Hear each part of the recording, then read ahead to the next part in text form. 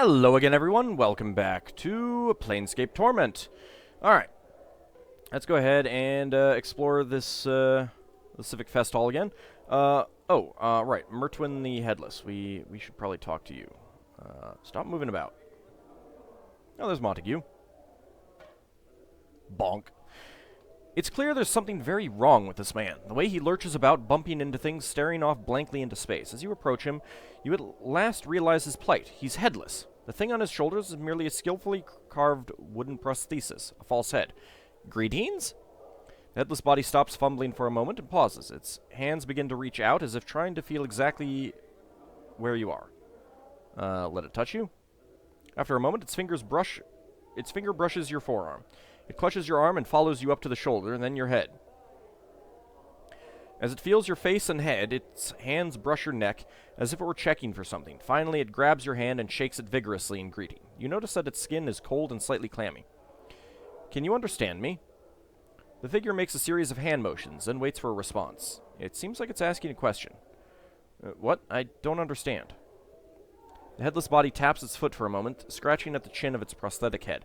Suddenly, it raises a finger as if struck by an idea. It points at you, then at the eyes of its wooden head, and then at you again. It then indicates its wooden head with both hands, shrugs, and points at you. No, I haven't seen your head anywhere. The headless body shrugs, slumps a bit, and turns to amble off. Okay. Montigue! This handsome young man seems lost in thought, his brow furrowed and a slight frown upon his lips. Greetings! And to thee, sir, hail! What dost thou wish of me? Are you Montigue? I need to speak with you about Juliet. Oh? He gives you a puzzled, slightly suspicious look. I demand her love, and I demand that you withdraw your false protestations of love before I mash you into tiny bits. Thou love her so that you would... Thou love her so that thou wouldst fight me? No, I don't love her, but I'll fight for her. Yes. He studies you for a moment. Thou art passionate about this matter, I see. Passion stems from love. Thou love her, and I could not deny her a love such as thine. I shall from this moment onward hold no claim to her. Thou may do as thou wish. Hold a moment. This was all a ruse. A ruse? Of what sort? She wanted to provoke you into fighting for her. 5,000 experience points. Oh, did she think my love so boundless that I would engage in fisticuffs with a brutally scarred man of thy stature? Perhaps she thinks my devotion to her a little high. So, what should be done about this ruse? Turnabout is fair play. Huh. I say ignore the chit. Act distant and unconcerned. That'll spice things up considerably. Truly? Trust me, kid. Start ignoring her. Create some friction, leave him wondering, and they'll be clawing all over to discover what the matter is. Right, Chief? No, that's a poor idea. No, yes, she'll think something's wrong, and for once, he'll be playing the game rather than being the target. Aye, I like the sound of that very much. Good luck. I hope it works out. Farewell. 5,000 experience points. And a farewell to thee as well, sir. I've some things to attend to. Should we meet again, we might speak more of the matter. Montague bows and turns away. Turns to go. Well, hold on a second. No! Montague appears... Oh, God damn it, Montague. Don't be busy. Alright, so we can't really do anything with Jumble Murder Sense right now, it appears. Ooh, hello.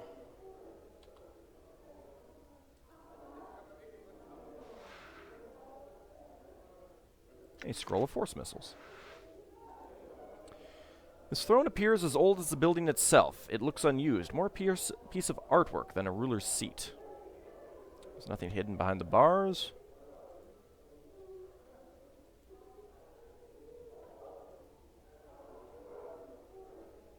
Nothing there. Quei. Hello? This is a life-sized granite statue of a gentleman standing with his arms at his sides, eyes closed. It is of excellent craftsmanship, exquisitely detailed, and incredibly lifelike. So much so, in fact, that you find yourself wondering if it is really a statue at all. Greetings? The statue makes no response. Chief, You've seen statues before, right? Know that they don't talk or anything? Consider this, Mort. You're a floating, talking skull who's denying the possibility of a living statue. Well, got me there, boss. That I do, Mort. I'll just touch him. You touch the statue and find that while the clothes that adorn it are of gray cloth rather than rock, the skin is as cool and hard as granite. Why would someone clothe a statue?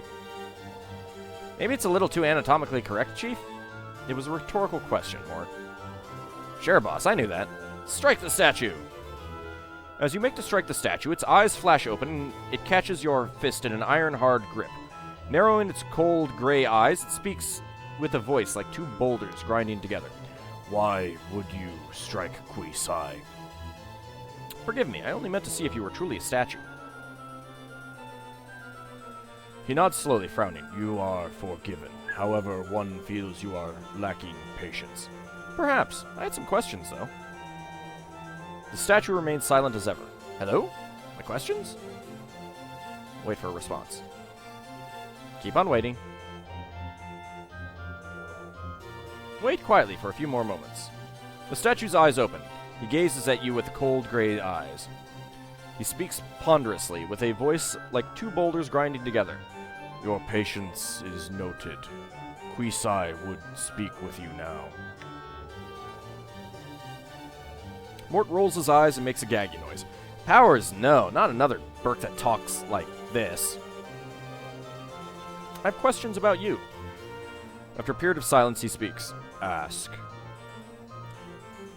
What is it that you were meditating upon when I first found you? Quei meditates upon the way of stone. The way of stone? A philosophy, a method of combat. With it, Quei seeks to achieve invulnerability. Invulnerability? You'd be unbeatable in combat. Yes, now the way is not yet perfect. Quei will make it so one day. Quei knows this. Can you tell me what you have discovered so far? Quei nods. No one has asked Quei to share his knowledge of the way. Quei shall do this now. He begins to speak at length, slowly and carefully. Listen and learn the way of stone. Updated my journal. After hours of listening, wow, armor class -1. Armor class decreased permanently. After hours of listening and many, many questions, you come to understand what little of Quei's way of stone he can teach you. In combat, you will use this to resist and deflect your enemy's blows, improving your armor class. Thanks, I had some other questions. Questions about you. Who are you? I am called Quei. What are you exactly? One is of the race called Stone Princes. Quei is Genasi of Earth. Didn't think they had stone-like skin, though. Genasi? Updated my journal. He nods proudly. Quei's father, an elemental creature of Earth. A Deo. Is it Deo or Dao? Probably Dao. Quei's mother, a human woman of noble heritage. Such is what it is to be Genasi of Earth. What do you do here? Quei meditates. Quei also trains others in the art of combat. Can you train me? He looks you up and down, making deep rumbling noise. Slowly, he holds up his hand and breaks off one of his fingernails with a sharp crack. Quei would see you break this stone. He hands you the shard of living rock. You break the stone. With some effort, you snap the shard of rock in two. He takes the stones from you and places them in his mouth, chewing them to dust with a harsh crackling sound. Quei finds you physically suitable. Quei would now ask, why do you seek training? To defend myself. Quei finds no need for melee then. What do you mean? Quei means to say that there are many ways to do these things. One may steal an opponent's weapon, leaving him defenseless. But the battle must still be fought. To rely on theft is a mistake. After a time he nods. One may hide. If he cannot be seen, one cannot be attacked. One is invulnerable. But no thief has mastered stealth to such a degree. And some foes can't be hidden from. Your scent or your very thoughts will give you away. After a short wait, he nods. Mighty spells can smite many foes more quickly than any blade. Mages are like a flask of flaming oil, powerful, but once spent, nothing.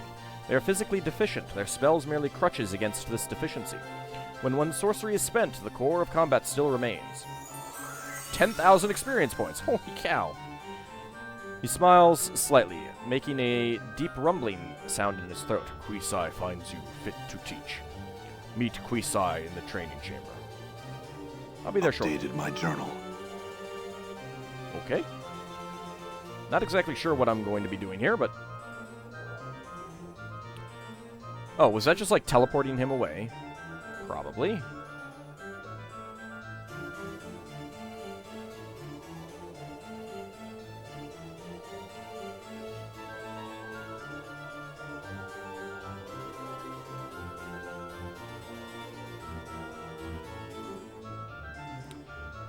Yes, train me. Are you a warrior by trade? Yes. Quei is proficient in all weapons, specializing in none, master of many. Actually, I had some questions. I have some questions about you. Some other questions, actually. Questions about this place. This is the Civic Fest Hall. Need you know more? Find another to ask. Alright, what do you know of Ravel Puzzlewell? Nothing. Alright, that's all I wanted to know. Alright, so I can get weapon proficiencies from him. I haven't found a weapon that I feel would be worth replacing my current daggers with, so...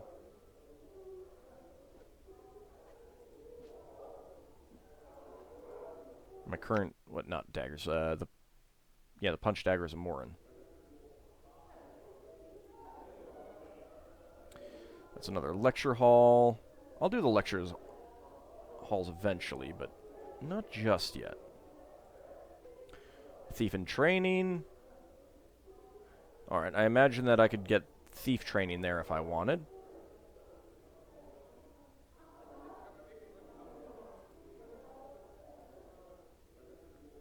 Death's Advocate.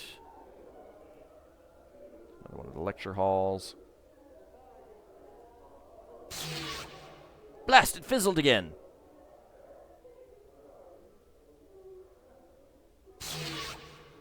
I just can't cast it properly! Sighs miserably. This person is staring intently at a metal panel mounted on the chamber's wall. After a moment of fierce concentration, they wave their hands about and utter a string of impressive-sounding arcane syllables. All to no effect. Nonetheless, they continue to practice diligently, far too involved with their work to speak with you.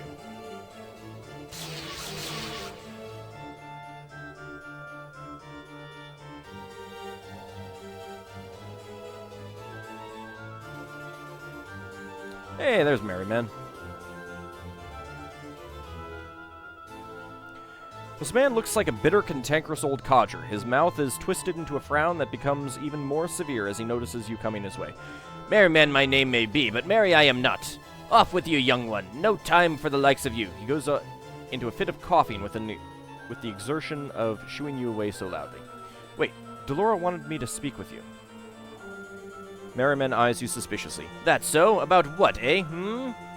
Well, she says that you're her first love, and that so long as you hold the keys to her heart, she'll never be free to love another.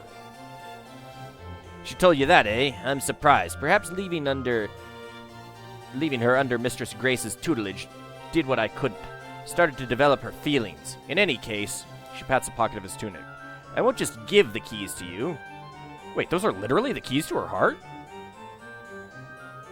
He nods. That they are. Delora's a construct. Didn't you know that? A creature of sorcery and clockwork mechanisms she is, and one of my finest creations. Merriman sighs, but cold, without emotion or character.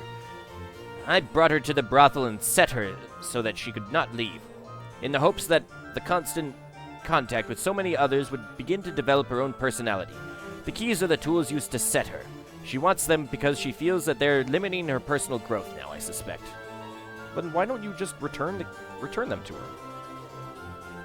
Merriman scowls. Because I've become a cruel and bitter old man who sees he can get something out of you. Go on then, what do you want? I want to forget. I've lived almost 150 years now, and I've seen every sensory stone I've cared to in this grand hall. I've little time left to live, and I'm too weak to go out in search of wholly new experiences.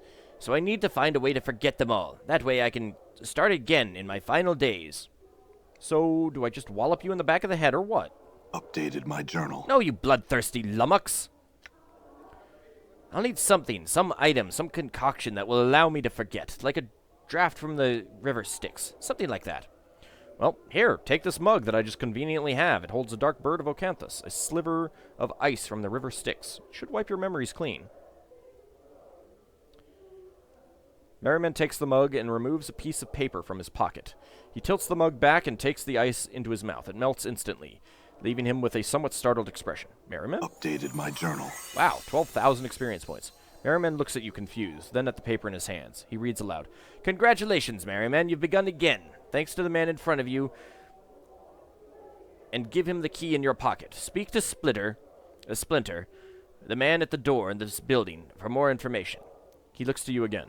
Well, it would seem I owe you thanks, good sir. Here, take this key. I'd best find this Splinter fellow and find out what's going on. Thanks, Merriman. Good luck. Ah, but I lost my, my mug. What level was that again? Level 4.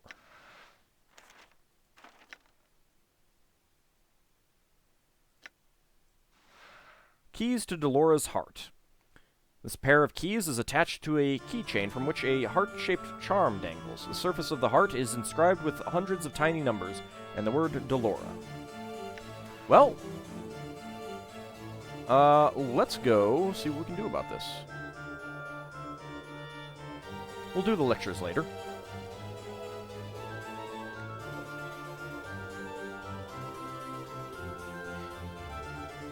So yes, I've gotten some questions about why I don't do some additional training, and it's really that it boils down to I have not found a weapon better than the punch daggers I've got right now. 2 to 8 piercing damage, especially with the +2 to armor class.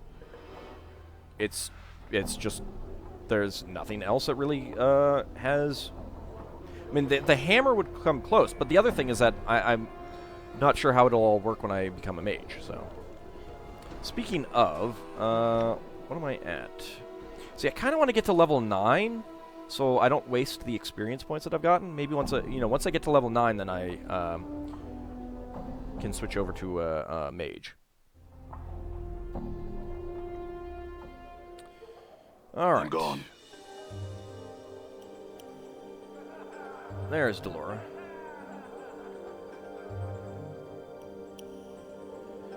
Delora's eyes flash as she sees you. Did you find him? Has he agreed to return the keys to my heart? Yes, I have the keys to your heart. Here they are. Updated my journal. Wow, 30,000 experience points. At last. As she takes the keys from your grasp, her hand brushes against yours. Her skin is dry, but icy to the touch, like cold metal. These will be of great use to me. I thank you. Of course, Delora. I had some questions. Of course, I will answer what I can. I was hoping to learn more about your nature. Delora blinks. Merriman never told me much regarding my construction.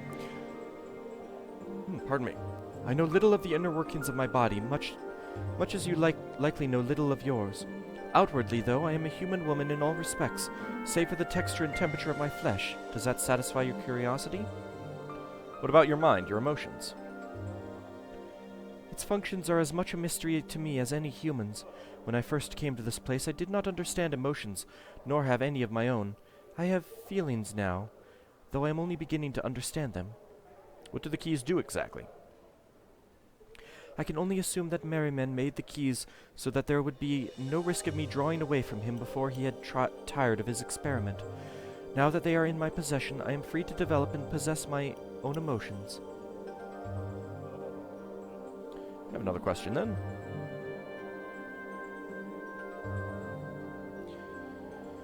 What can you tell me about the silent prostitute? Updated my journal. Yes, her name is Ekko. Her voice, and in fact her every means of communication, was stolen and destroyed. Ekko's words once wooed away the paramour of the godling Paramecia. Paramisha, in a jealous rage, tore away Ekko's voice, sealed it within a crystal vial, and hurled it into a Megagalum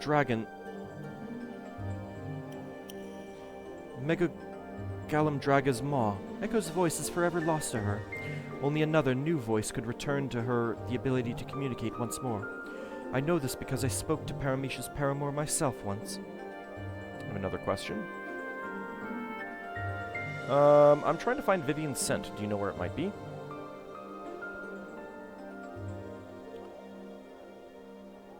How could someone's scent be stolen? Vivian uses an aspect of the art to create, change, and enhance the olfactory aspects of an object, living or dead. Perhaps the thief knows some of these skills as well. Her scent would have to rest in an object, however, and not on the thief. Were that the case, else Vivian would know them by their smell. I'd have another question. I'm trying to find Marissa's Crimson Veil. Do you know where it might be? Delora shakes her head. I have not seen Marissa's veil since she last wore it outside of her chambers. That was some time ago. She shuts her eyes for a moment, then speaks again. Nenny sees much of what goes on here. You might do well to ask her if she has seen anything that might help you. Alright, I've learned some new tricks. Hey, alright, Anna went up a level.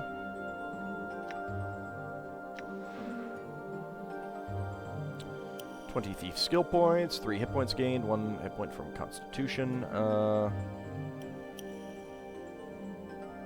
Let's see.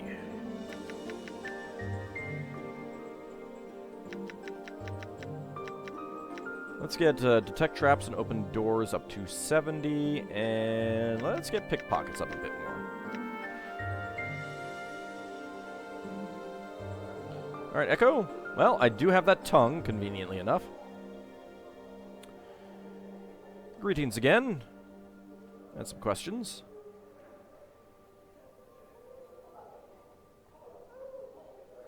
May I ask why you can't communicate? Do you know the word that will undo the multiverse if it's spoken? Her eyes widen in surprise, and she gives you a beaming smile, rolling her eyes and shaking her head. May I ask you something else, then? Are you silent because of a broken heart? She smiles pleasantly, then shakes her head. May I ask if it was something else, then? Are you emotionally wounded? Is that why you can't speak?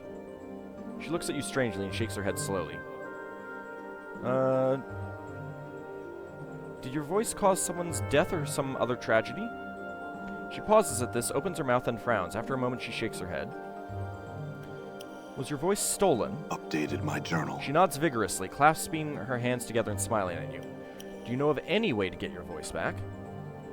She shakes her head, her face wrought with frustration. She suddenly looks at you pleadingly, as if expecting an answer. I'll need to know your name to ask you about your voice. Is it Ekko? Updated my journal. Okay. I swear I'll look for a way to return your voice. Ekko nods to you slowly, smiling at you with eyes full of gratitude.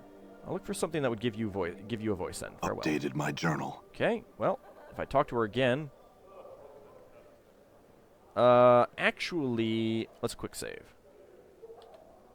There we go. Just in case this is not the best way to do it. I've gotten this fiend's tongue for you.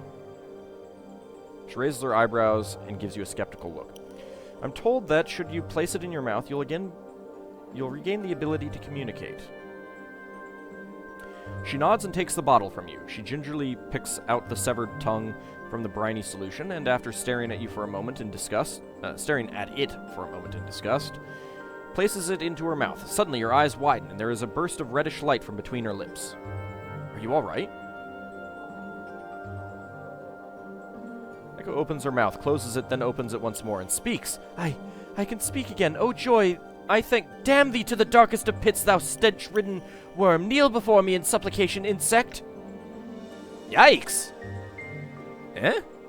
Ekko yelps and covers her mouth with both hands, her eyes wide with panic. It must be the fiend's tongue. Updated my journal. She slowly takes her hands away from her mouth, nodding. It seems I must devour thy frail shell and consign thy soul to the abyss for all eternity. Thou shalt serve in my battle thrall till serve in my battle thrall? Till the plains grind to a halt, thou art mine, mine, mine! Ekko shuts her mouth again and begins to softly, quietly weep. Wait, I think I saw a way to help you at Vrishka's curiosity shop. Diva's tears. They're expensive, though. Updated my journal. Ekko nods and produces a slip of paper from her clothes. It appears to be a promissory note in the amount of 1,000 copper commons, which the possessor can collect upon from the brothel. She gives you a questioning glance. Yes, this will be enough. I'll be back when I have the tears, Ekko.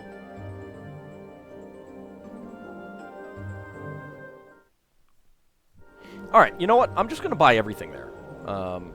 Once I get these things, because clearly everything is useful. I don't know what the heck the chocolate quasit is going to be useful for.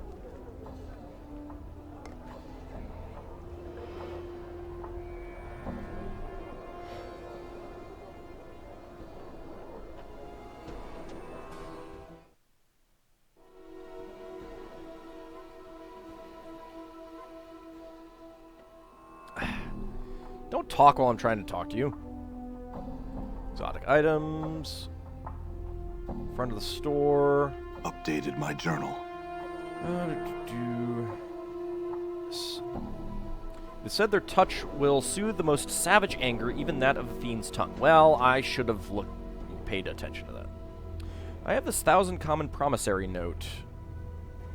999 copper commons. I have this 1,000 common promissory note from the brothel.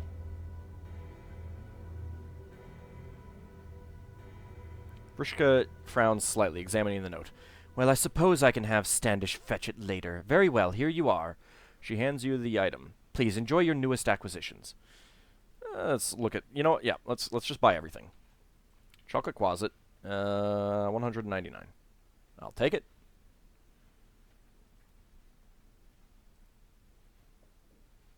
Codex of the Inconceivable. I'll take it.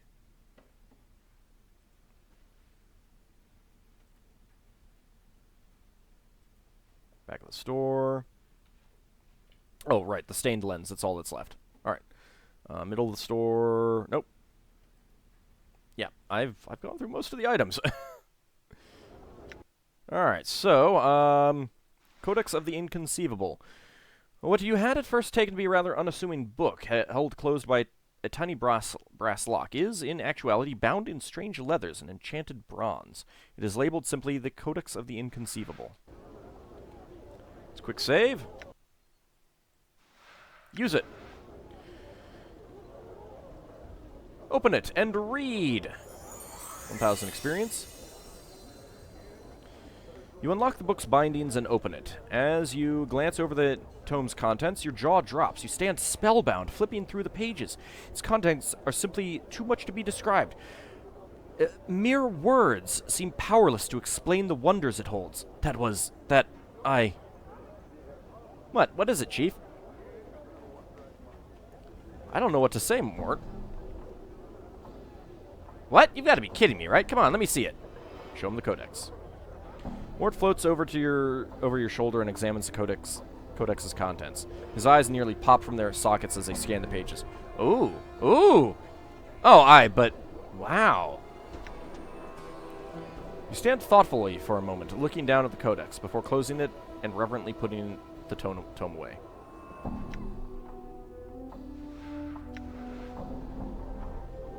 Okay, apparently it's just use it to get 1,000 experience points. Chocolate Quasit. This is a twisted little imp-like creature, Quasit, a sort of fiendish familiar that has been polymorphed by powerful magic into sweet milk chocolate. Imported from the lower plains, they're quite prized by lovers of chocolate and confections. And the Diva's Tears. This is a small glass vial labeled Diva's Tears. Diva's Tears. I'm gonna mix that one up multiple times too. The Fiend's Torment. Yeah, okay.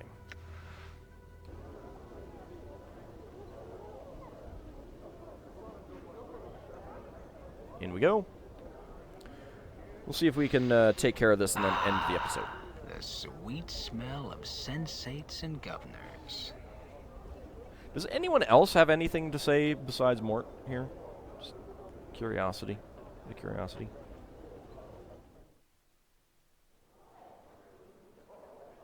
I'm gone.